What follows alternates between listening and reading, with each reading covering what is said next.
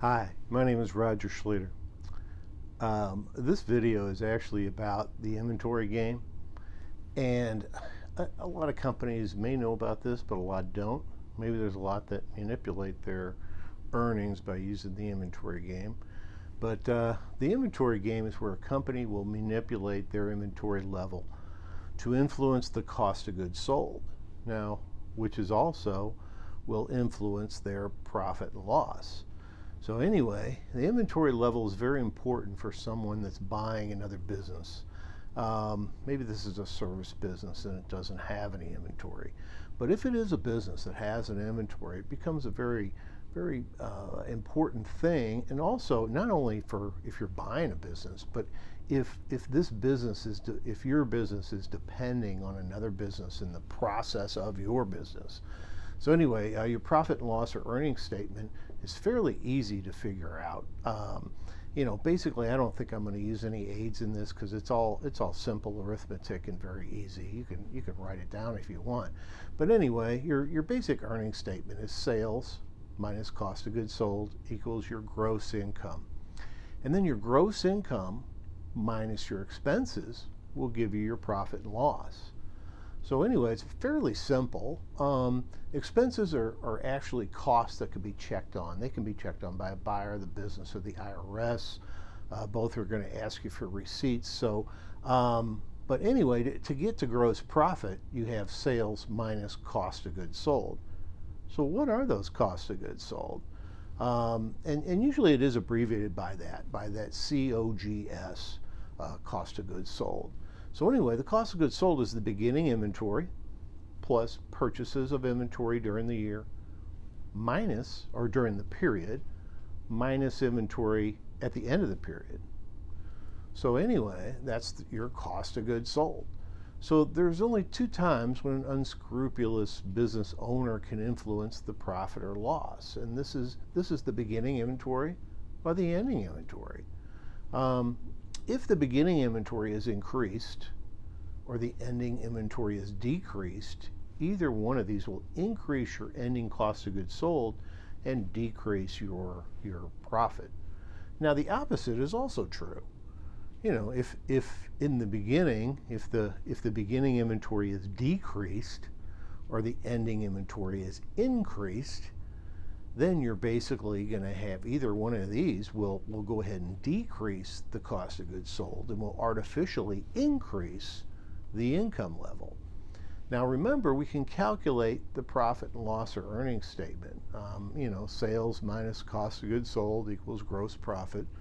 The higher the cost of goods sold is, the lower the gross profit, and therefore the lower the actual profit.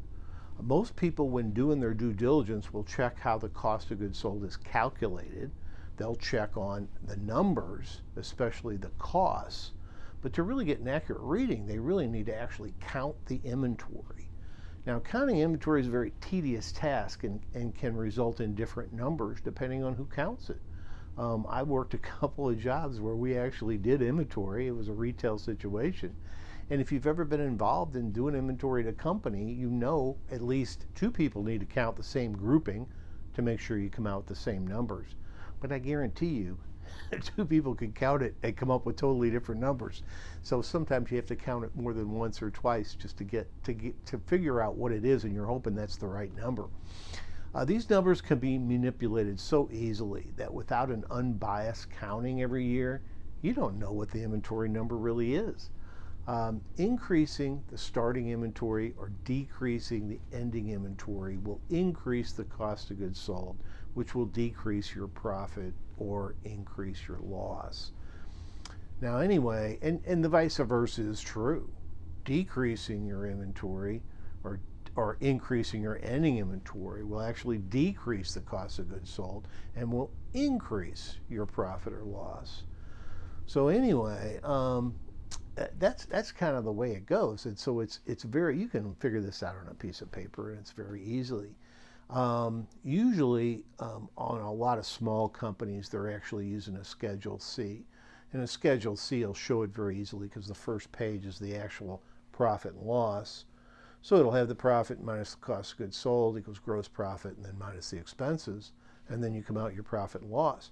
On page 2, you'll basically have the where it'll talk about the inventory you have now, the purchases during the year, and then subtract your ending inventory. So anyway, you need to really be careful when buying a company or relying on another company's income for your business.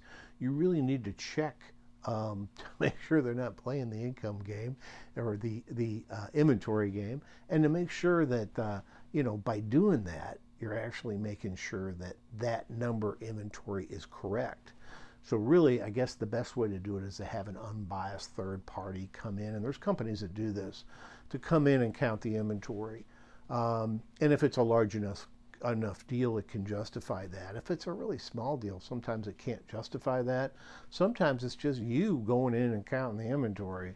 You and some friends go in and just kind of block off different areas of the inventory and go ahead and actually count it. So anyway, this is one area where a company can influence, either go up or down. Usually if they're doing tax returns, they're not going to want to pay additional tax. So if they're using tax returns, they're actually decreasing the earnings. They're decreasing it so they don't have to pay sales.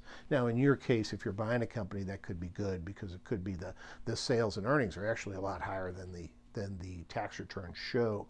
But if they're showing you just a P&L, and just a regular, one that they've done internally, then you can guarantee they may have used the inventory game.